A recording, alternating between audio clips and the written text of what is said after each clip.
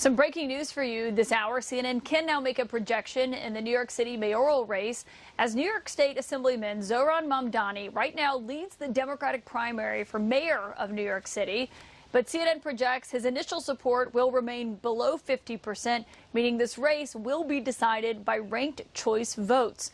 My source tonight is former New York City Mayor Bill de Blasio, and it's great to have you here, sir. Just first, as you are watching this development, tell me what's going through your mind tonight.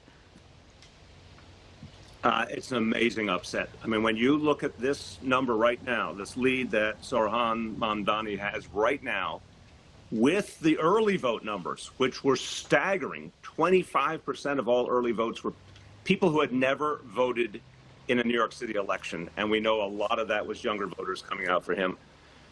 This looks like he's in a very strong position to be declared the winner when the full count is done on July 1st.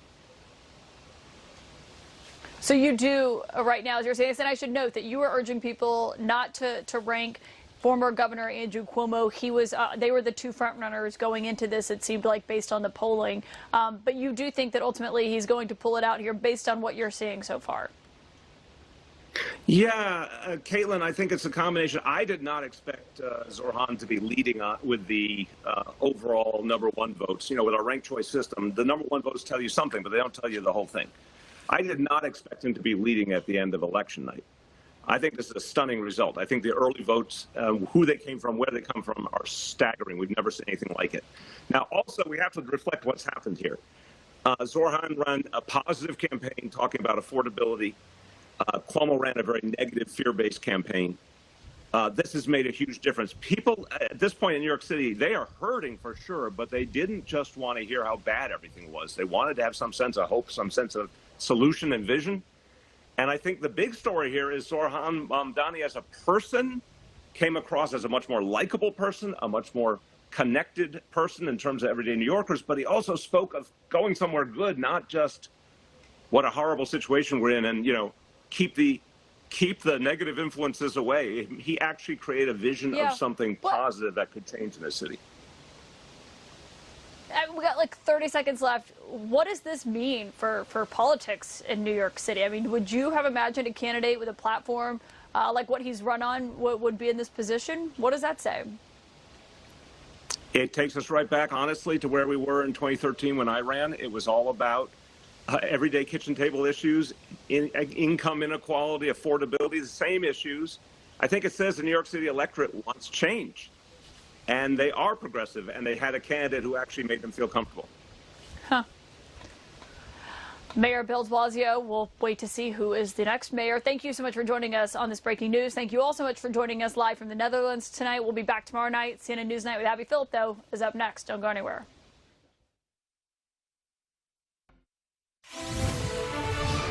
Breaking tonight, the results are coming in what could be a real-time referendum on the future of the Democratic Party. Many analysts see New York City's mayoral race as a litmus test between establishment Democrats and the younger, more progressive wing of the party. CNN's chief data analyst, Harry Enton, is with us at the table now. Harry, woo, whoa, earthquake. Whoa, yeah. Okay, tell us where we are right now. I mean, look. Mamdani is ahead by plenty at this point. You can see on your screen right there, that's a 7-point lead right now in terms of the first-round votes. Now, obviously, New York uses a ranked choice voting system where essentially you eliminate all the candidates, you reallocate their ballots because the folks who get a ballot will rank their candidates 1 through 5, and you essentially reallocate the votes until one candidate gets at least 50%. But I will tell you this, if you look on your screen, you see the third-place candidate, Brad Lander, cross-endorsed with Mamdani. Most of his votes are very likely to go to Mamdani, and not a single pre-election poll that I saw had Cuomo getting anywhere near the type of support that he would need once those ballots reallocated. That lead will almost certainly stand up, and that is why I do believe that Cuomo has conceded the Democratic nomination. And he's called Mamdani to concede, which is extraordinary. Let me tell you this. I study New York City politics in my entire life. The only New York City primary that I think is tantamount to this in terms of the earthquake is 1989 when David Dinkins came in and defeated Ed Koch, who is running for a 4th term for mayor. That is the type of earthquake that we're seeing here, and he's done it. He came into this race down, 30, 40 points to Andrew Cuomo, the former governor, who everyone thought was a huge favorite. Apparently not. He did it by activating younger voters, by activating very liberal voters, by cutting into Andrew Cuomo's base with black voters. The bottom line is this.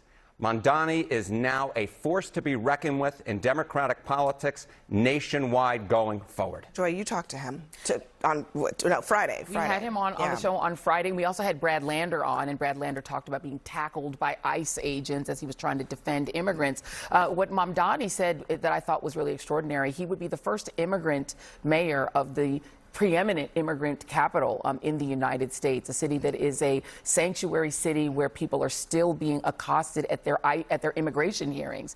And so I think just symbolically, I think this is a message about people's revulsion in the treatment of immigrants by this administration, and about the ways in which the Adams administration has been complicit in that. Can I think play that's a little part bit, of what's Joy, made him from your popular. interview with him, Sure. where he talks about this? Let's listen.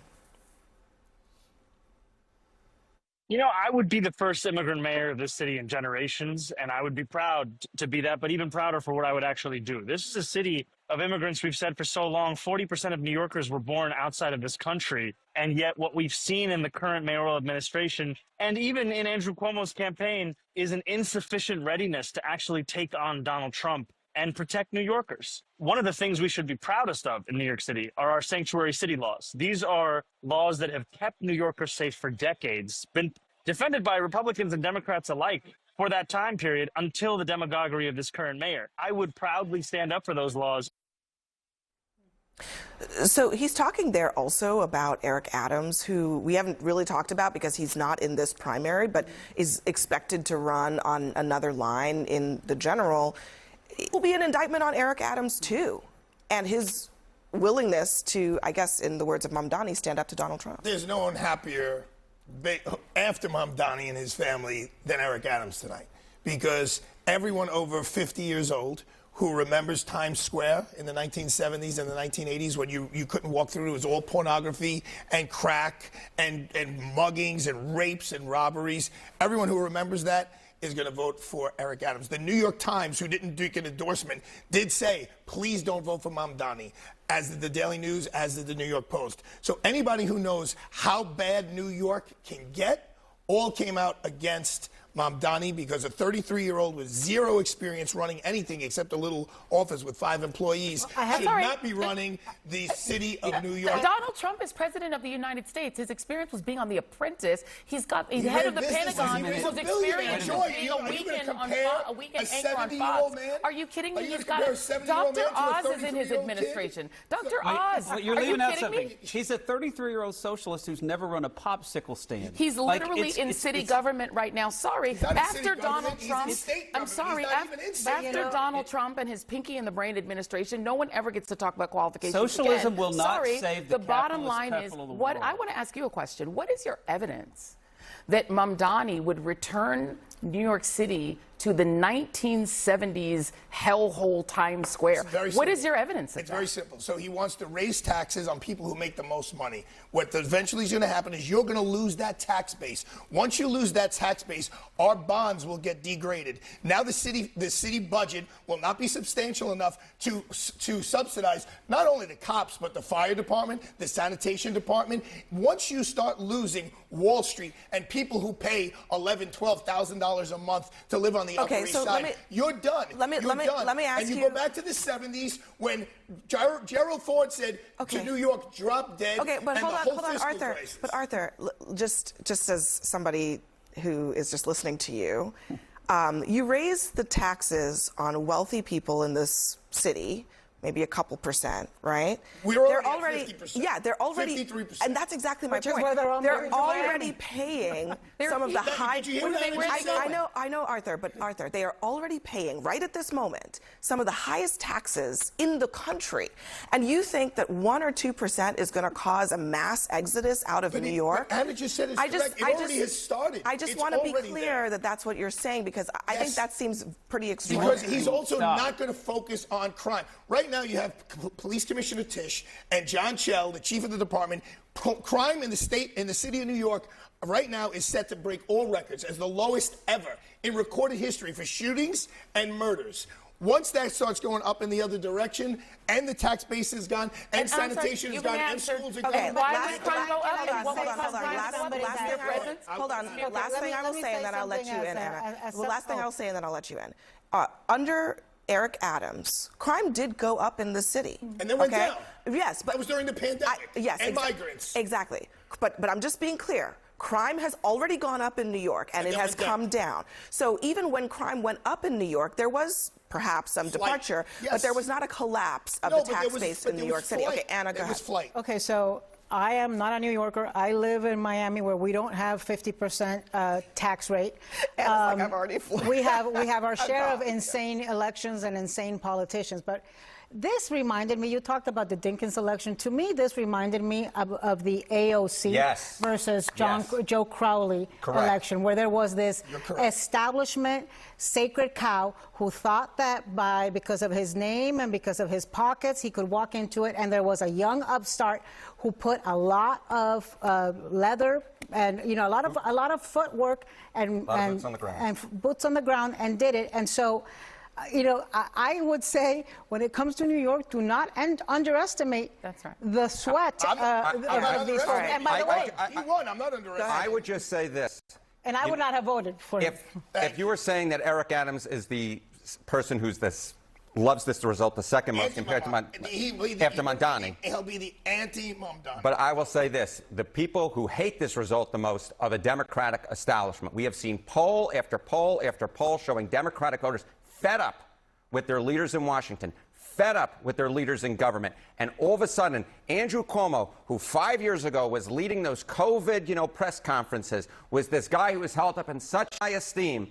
And now, all of a sudden, the best he can do is, 37%? 62% of Democrats. They were talking about 62% of Democrats say that they're so Republicans had the Tea Party. This is the Chai Party taking over the Democrats. And I run campaigns for Republicans all over the country. If they turn to 33-year-old socialists who've never run popsicle stands, that's great for us. We'll win a lot of elections. So can somebody explain this to me now? So this could end up, Cuomo could end up running as an independent. Adams ends up as an independent, and then this guy. In other words, it ain't over, folks. Okay, we will be talking about this, I think, for a little bit of time. Everyone, thank you very much.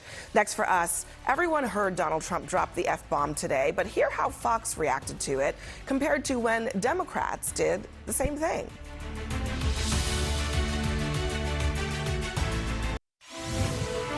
Breaking news, a political earthquake hitting New York City in the Democratic primary for mayor. Former Governor Andrew Cuomo conceding the election he thought would catapult his political comeback. Instead, Zoran Mamdani, the 33-year-old self-described Democratic socialist, is poised to win the primary. And moments ago, Cuomo spoke to his supporters and congratulated Mamdani. But tonight was not our night. Tonight was Assemblyman Mamdani's night, and he put together a great campaign, and he touched young people and inspired them and moved them and got them to come out and vote. And he really ran a highly impactful campaign. I called him, I congratulated him, I applaud him sincerely for his effort. I want to bring in CNN senior reporter Edward Isaac Dover at Mamdani headquarters. Edward, Mamdani was on the upswing, but this result is stunning. How is the Mamdani camp feeling? I mean, I hear the noise in the background. I can surmise how they must be feeling, but tell me what you're hearing. Well, look, we are standing on a roof deck in a bar in Queens. It is a record-setting hot day in New York. It is still boiling hot, but it is hotter on the inside part of this party. It's so packed with people who, I will tell you, Laura, from my reporting on this race, even a couple weeks ago, some of the people in this room cheering were telling me they thought it was a done deal that Andrew Cuomo was going to be the Democratic nominee. And now they are standing here in excitement, in disbelief, in trying to figure out what this means for New York City politics, but also for Democratic politics across the country. And you have someone who is not, he was first elected to the state assembly in 2020. He is 33 years old. He is a Democratic socialist. He has come up by using viral videos He was at 1% in the polls just a couple months ago, and now has gotten so much support that he was able to get Andrew Cuomo to concede even before the ranked choice voting tabulation was going to happen over the course of this next week. In fact, on that point, it was going to take several days, people thought, to even identify with this ranked choice system. Can you just describe to people, what was the substance of his campaign? Why has this caught in such a spark? Well, look, there is a deep desire for change among a lot of Democrats, of feeling that the Democratic Party was just not up to snuff. You saw that in the aftermath of Kamala Harris's loss. But also, you see in New York City specifically, a real anger at how expensive the city has gotten. And when it comes to rent, when it comes to paying for groceries, when it comes to any of the things that people need to do to live. Mamdani was earlier today doing an Instagram live chat with Alexandria Ocasio-Cortez, of course, the congresswoman from New York, big progressive leader, and they were talking about how even childcare in New York is $25,000 a year per child, and that is a cost that needs to be addressed, they feel, by government action. So it is people saying it's time for a change. It's people saying they want affordability dealt with in big ways. And also, there's a big rejection of Andrew Cuomo here, trying to come back just a couple years after having to resign in disgrace over those sexual harassment allegations. And people really feeling like he was a metaphor for everything they wanted to leave behind to the Democratic Party, and then also just not liking him personally as Andrew Cuomo himself.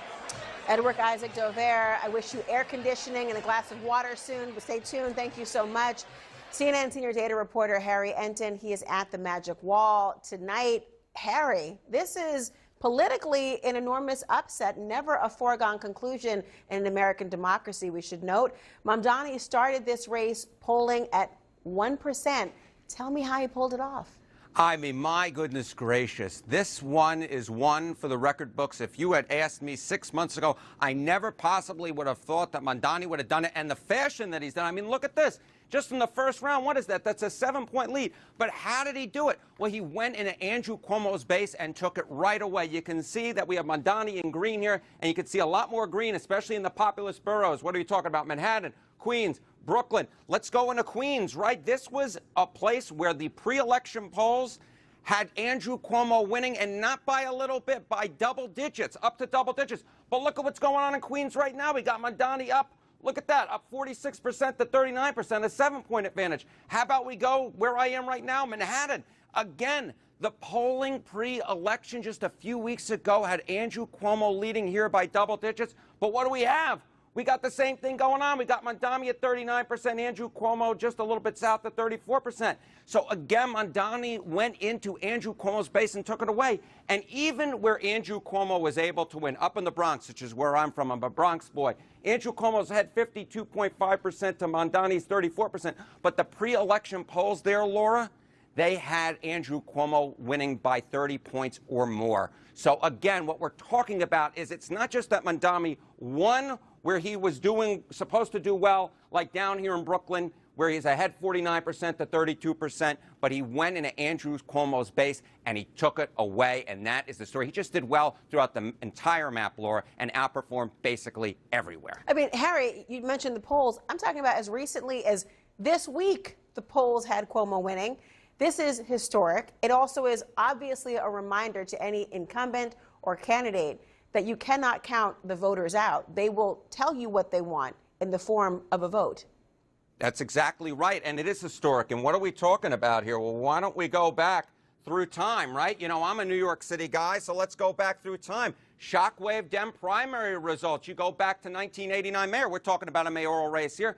David Dinkins wins over 3-term mayor Ed Koch. Ed Koch started out that campaign as the leader over the Manhattan Borough President David Dinkins. But again, Dinkins was able to rev up voters that traditionally might have stayed out of mayoral elections and was able to put together a coalition to defeat Ed Koch. Or perhaps even more recently, how about that 2018 Dem primary New York 14? Remember Alexandria Ocasio-Cortez? Remember, she beat House Dem Caucus Chair Joe Crowley and came out of basically nowhere to do it. And I think that that is something that is going to be so important, is what stays in New York City Or what happens in New York City, does it stay in New York City?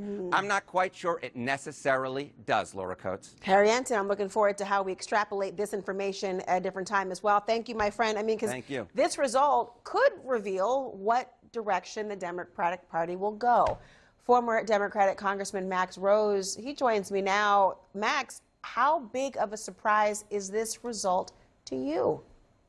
I mean, this is stunning. This is shocking. But I got to tell you what had been obvious for quite a long time in New York City politics is the fact that Zoran was running an incredible campaign, engaging in what I like to call digital retail politics, where he certainly was out on the ground, but also extraordinarily active in the digital space.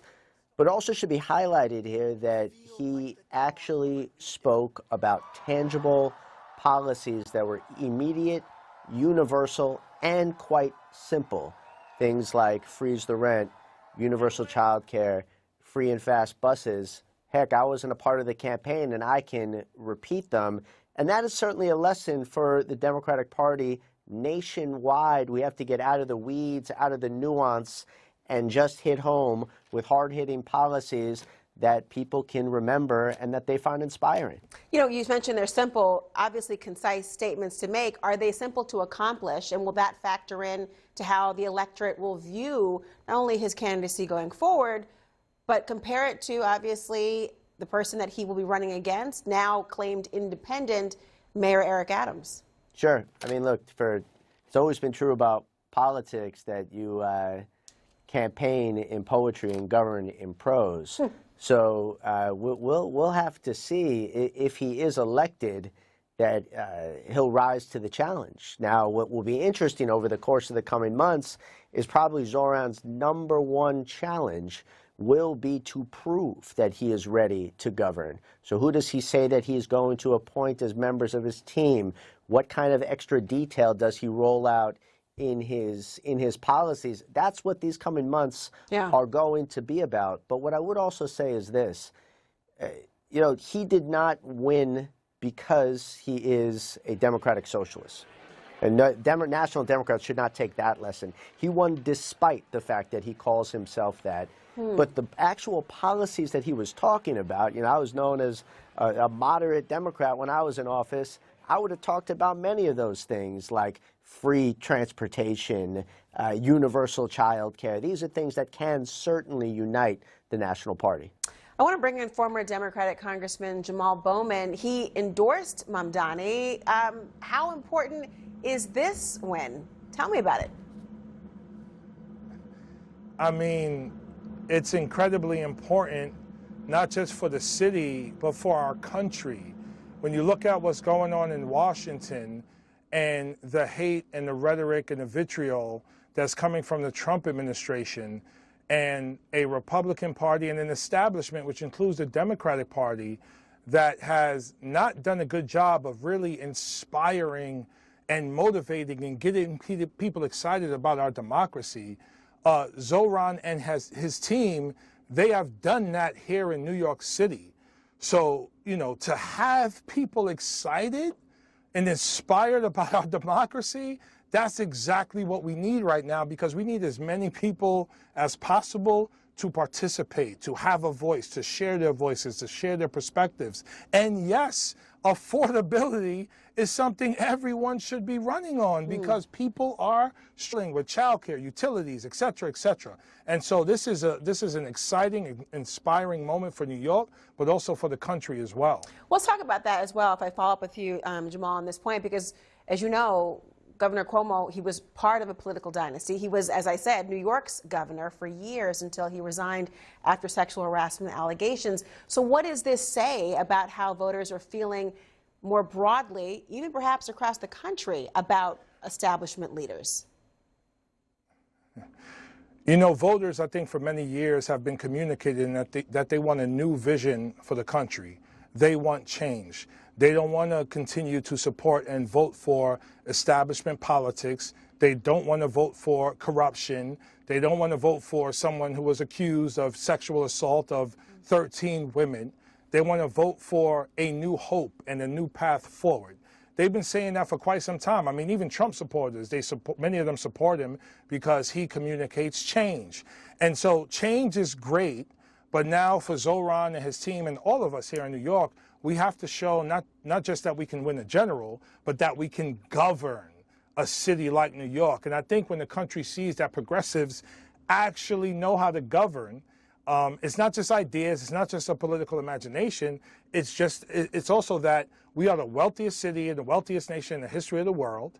We can reallocate our resources to ensure that we have universal child care and affordable housing and free and fair buses and the things that working class people want, because working class people have been working their entire lives simply to survive. It's time to help them put a couple dollars on the side, maybe invest, maybe start a business, maybe take a vacation. And it's time for us to go to a place where not just the billionaires are winning, but the working class people who build the wealth of this country are actually winning as well. I'll be very eager to hear what he has to say after this victory tonight. The concession, of course, now from former Governor Cuomo, former New York Congressman Max Rose, Jamal Bowman. Thank you both. Thanks. Thank you. Still ahead, lawmakers demanding answers from the White House on the strikes on Iran. I'll ask one senator what he wants the administration to clarify. Plus, make my day. President Trump's response to the attempt to impeach him over Iran. Are Democrats making a mistake? Welcome back. We will have more on our breaking news coverage of the situation in Iran. But first, Assemblymember Zoran Mamdani is on the brink of a stunning win in the Democratic primary for New York City mayor. This after former New York Governor Andrew Cuomo conceded the race on Tuesday night. Since Mamdani's first-round support is below 50%, the race will formally be decided by ranked choice votes, which will be announced starting July 1st. However, that margin he housed there, virtually impossible to overcome. CNN senior reporter Edward Isaac Dover joins us now live from Mamdani headquarters in New York. And listen, this is a stunning upset in the New York City mayoral race. Tell us just how big an upset this was. Yeah, Anderson, I don't think that there are words that can describe how big an upset this is, given that just a couple months ago, Mamdani was barely registering in the polls. Just a couple weeks ago, I was in New York reporting about this race, and people who were here at this party tonight cheering were telling me they were resigned to the idea that Cuomo was going to be the nominee and he was probably going to be the mayor. This is a huge win. It's bigger than the Mamdani campaign was anticipating. They figured this was going to at least go to ranked choice voting. They didn't think that they had it in the bag even this morning. And yet, here he is winning with an hour and a half after polls closed. Andrew Cuomo calling him to concede. Cuomo trying for this comeback that really fell completely on his face as Mamdani surged ahead. Big picture, put in some context for us here, because there's been a lot of talk in Democratic circles of what they have to do to win again, right? Not just the, a New York City mayor's race, but the White House, Congress, and the general talk has been moved to the center. What you have here, though, is a move very much to the left. Does this have broader national party implications? Well, I think it definitely will, and I've heard from Democrats across the country and across the ideological spectrum who have a lot of different reactions to this Mamdani win tonight. But what they are saying is, look, this is very different from what Democrats thought the path forward was after Kamala Harris lost. That said, what they are saying here is that Mamdani was speaking to real concerns about affordability, about the need for change and a new direction, and that's what the Democrats need to be about. They say it's not really so much about the policy ideas, although Mamdani has a lot of big, very far left policy ideas. It's about wanting to fight and feeling like he is answering what working people and what people who feel disaffected from politics have been asking for. And they think that's what gave him this win tonight.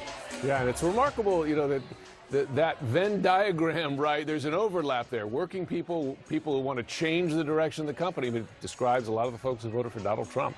Edward Isaac Dever in New York, thanks so much for joining. Thank you. And thanks to all of you for watching. I'm Jim Sciutto in Washington. Our breaking news coverage continues right after a short break.